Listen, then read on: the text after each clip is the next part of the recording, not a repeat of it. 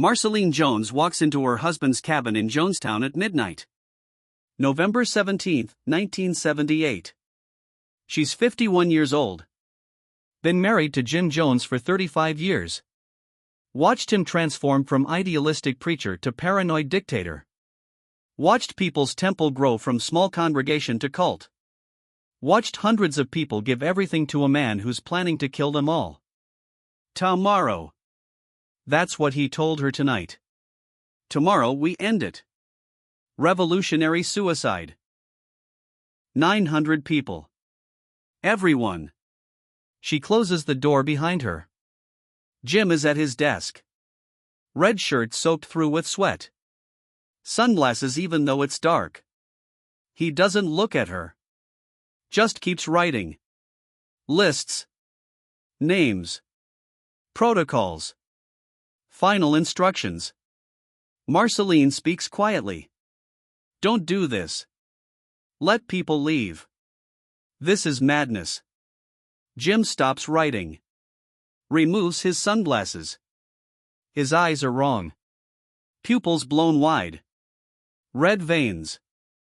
Eyes that haven't slept right in months. You can leave too. Nobody's keeping you. Walk away. Save yourself. Marceline stands there. Silent. Calculating. 35 years of marriage weighing on her. 35 years of compromise.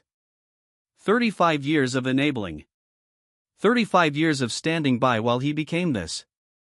She shakes her head. I can't leave. Not now. Not after everything. Jim puts his sunglasses back on. Returns to his lists. Then tomorrow you help. You distribute. You administer. You make sure it's done right.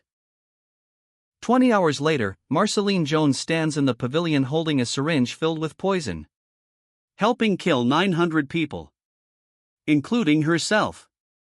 Her last recorded words before she drinks, "My God, what have I done?"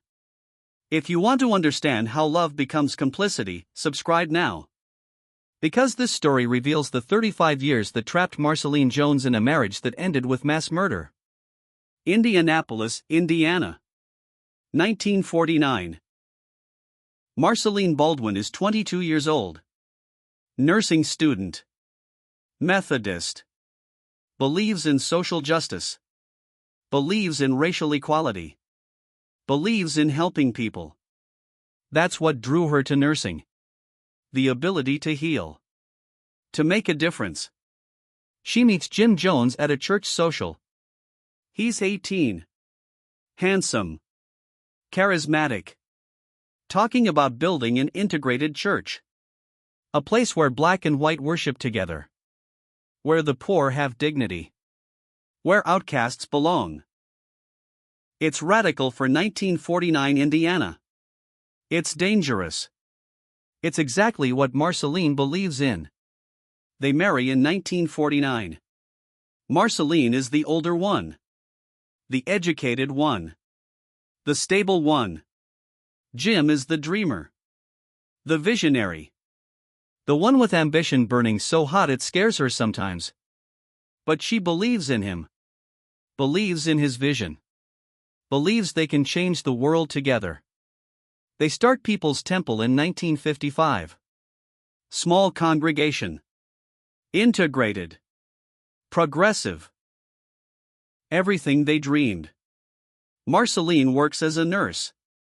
Supports the church financially. Helps Jim build his vision. She's not just his wife. She's his partner.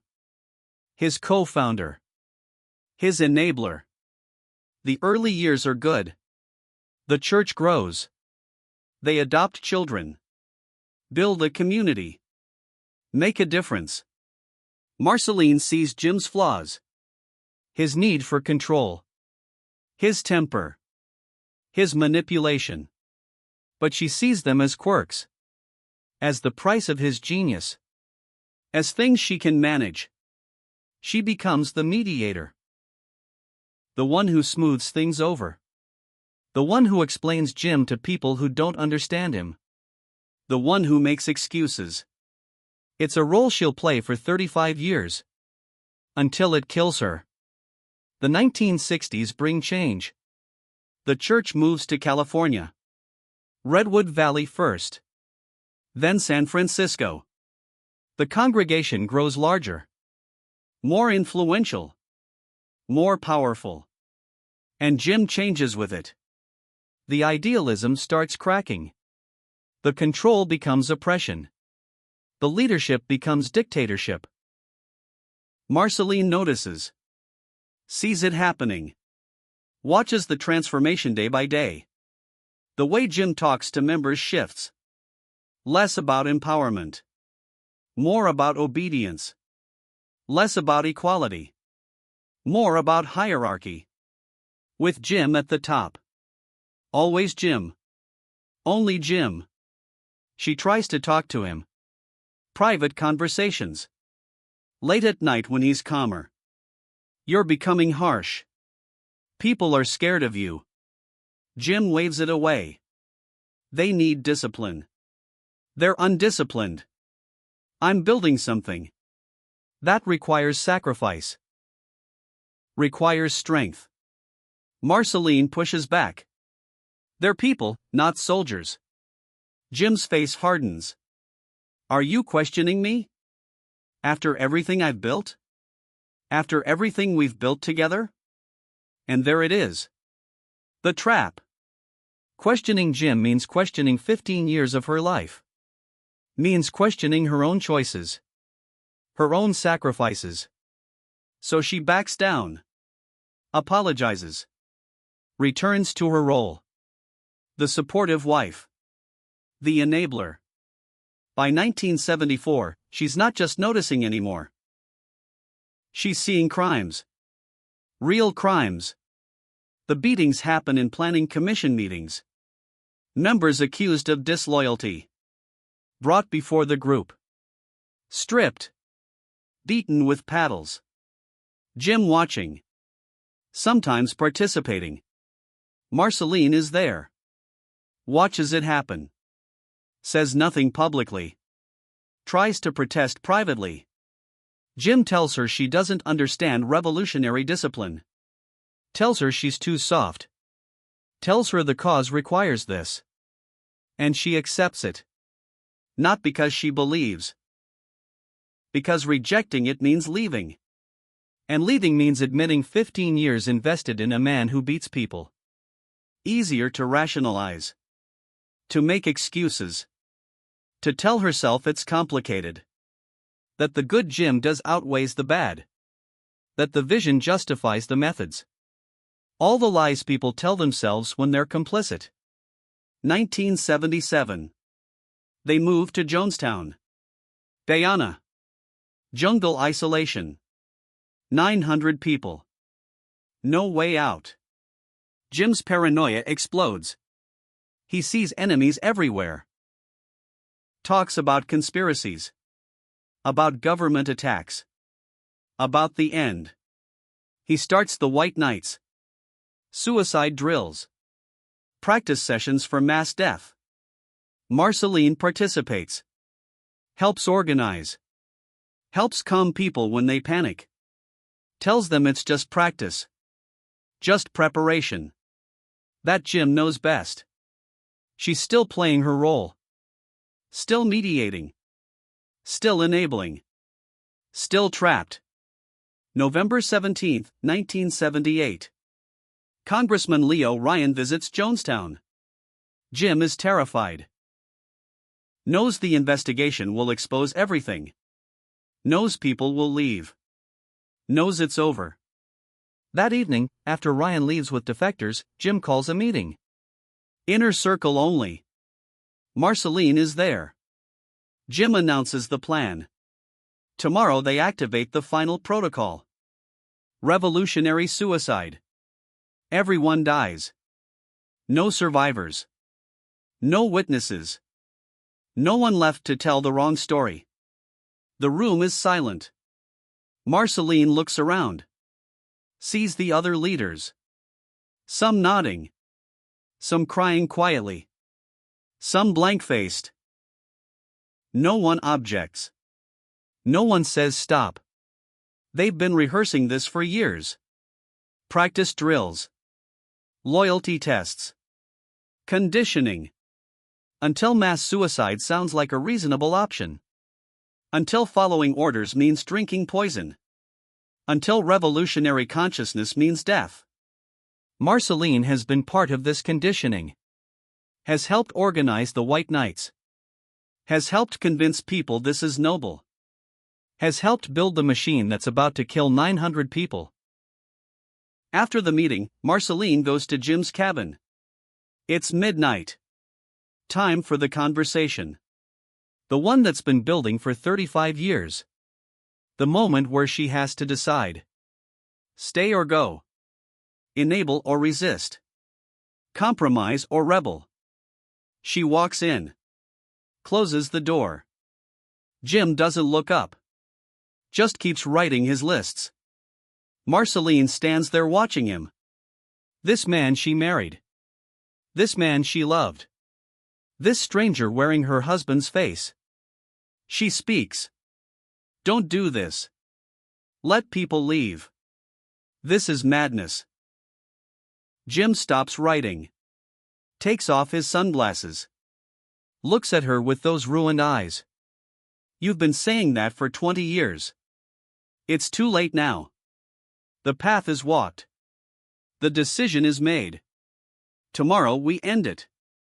All of us. Together. Dignified. Revolutionary. Marceline tries different tactics. People don't want to die. They're scared. Jim's face hardens. They don't know what they want. I know what's best. I've always known. And you've always stood by me. Don't stop now. What about the investigation? What about just facing it? Face what? Prison? Torture? Watching them destroy everything we built? Watching them scatter our people? No. We choose our ending. We maintain control. We die free. Marceline realizes she's not going to change his mind. 35 years of marriage taught her that. When Jim decides something, it happens. Her role is to facilitate. To support. To enable. That's what she's always done. What do you want me to do tomorrow? She asks. Jim's face softens slightly. Help with distribution. Help keep people calm. Help the medical staff. Make it quick. Make it painless.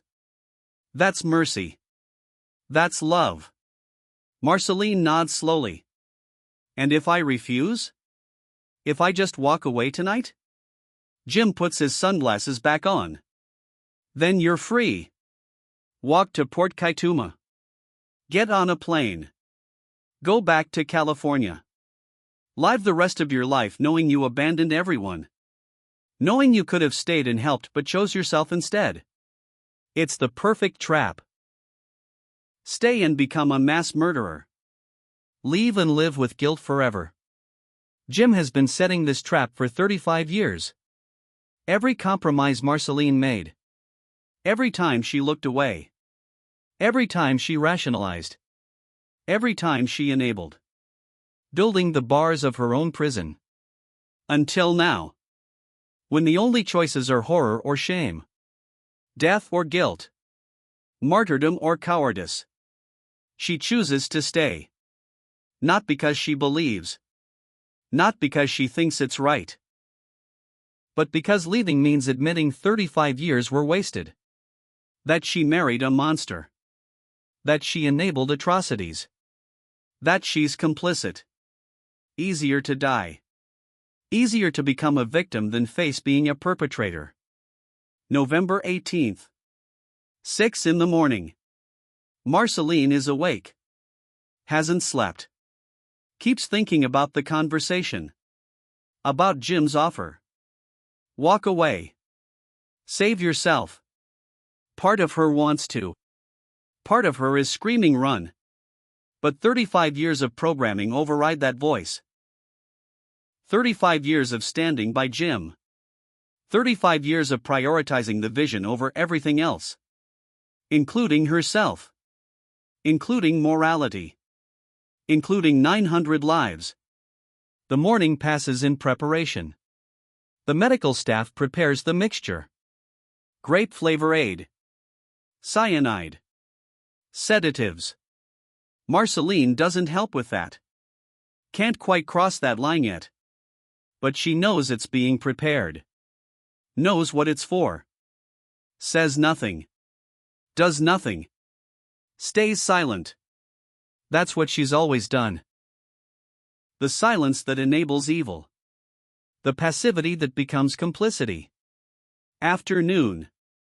4 o'clock. News arrives from Port Kaituma. Congressman Ryan has been shot.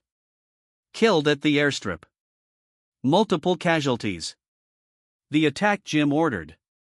The murder that makes everything else inevitable. Now the government will come. Now there's no choice. Now the ending Jim plan becomes the only ending possible. Marceline hears the news. Feels something break inside. This isn't revolutionary suicide anymore.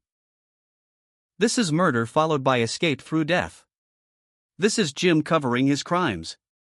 And she's going to help. 5 o'clock. The speakers crackle. Jim's voice. Everyone to the pavilion. Emergency meeting. Everyone now. Marceline walks to the pavilion. Slowly. Knowing what's coming. Knowing her role. Knowing she's about to become an executioner. 900 people gather. Confused. Scared. Sensing something terrible. Jim takes the stage. Announces Ryan's death. Announces the end. Announces revolutionary suicide. The crowd erupts. Crying. Screaming. Some trying to run. Guards block the exits. Nobody leaves. Jim keeps talking. Calm. Controlled. Making mass murder sound reasonable. The medical staff brings out the vats. The mixture. Purple liquid. Smells like grapes and chemicals. Cups are filled. Syringes are prepared. Jim gives the order. The youngest first. Quick. Painless. Before they understand. Marceline receives a syringe. Large. For injecting into mouths. She fills it from the vat. Her hands are steady. 35 years of nursing training. 35 years of helping people. 35 years of healing. Now used for killing. The first person is brought to her. Adult. Woman. Member for years. Marceline knows her name. Knows her story. Knows she doesn't want to die. But Marceline injects anyway. Opens the mouth. Inserts the syringe. Injects. The woman gags. Tries to spit it out. But there's too much. She swallows. Starts convulsing. 30 seconds. Dead. Marceline checks for pulse. None. She nods to the recorder. Confirmed. Next person. Fill syringe. Inject. Confirm death. Next. Marceline administers poison for 2 hours. Stops counting after 50. Her face is blank. No emotion. No tears. Just procedure. Just following orders. Just doing what Jim asked. Just being the supportive wife. Just enabling. One last time. The ultimate enablement. Helping murder 900 people. Around 7 o'clock, most people are dead. The pavilion floor is covered with bodies. Purple stains. Open eyes. The smell of bitter almonds. The silence after chaos. Marceline is still standing. Still working. Still administering. Still enabling. Until there's nobody left to kill. Just the inner circle. Just the people who helped. Just the complicit. Someone brings Marceline a cup.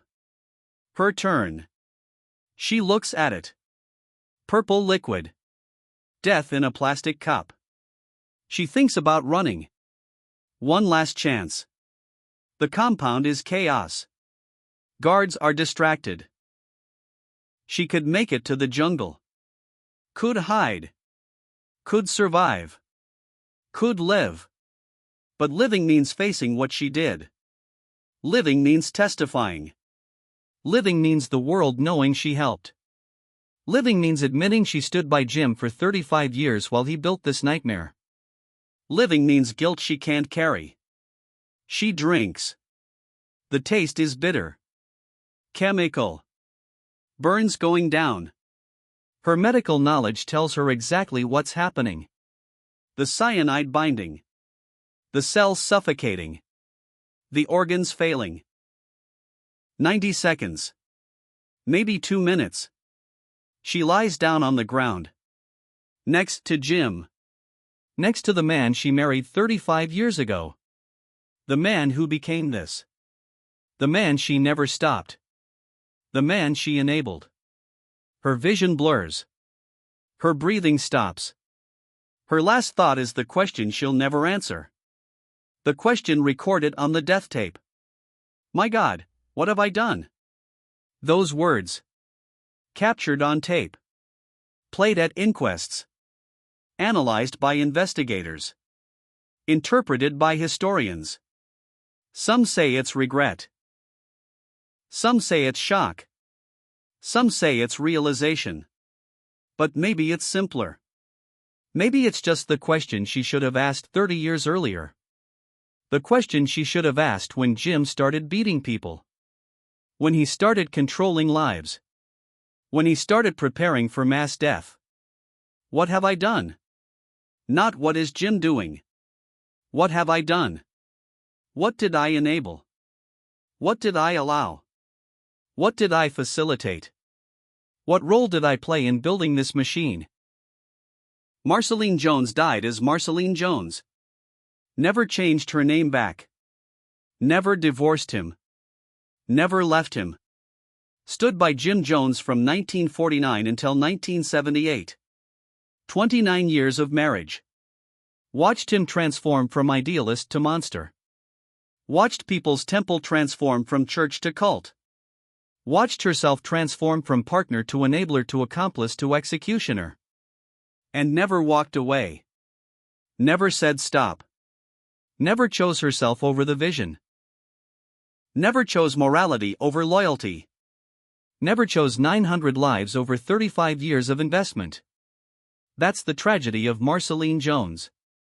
Not that she was brainwashed. She wasn't. She was a nurse. Educated. Capable. She saw what Jim was becoming. Knew it was wrong. But kept enabling anyway. Because stopping meant admitting complicity. Meant facing 35 years of bad choices. Meant acknowledging she married a monster and stood by while he built an empire of abuse. Easier to die. Easier to become a victim in death than face being a perpetrator in life. Easier to drink poison than drink truth. The sunk cost fallacy doesn't just trap people in bad investments.